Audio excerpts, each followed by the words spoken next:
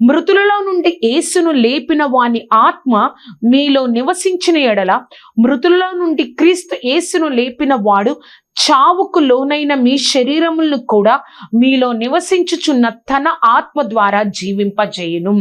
దేవుణ్ణి ఏ శక్తి అయితే దేవుణ్ణి ఆ యొక్క సమాధిలో నుంచి లేపిందో ఆ ఆత్మను దేవుడు మనలో ఉంచారంట.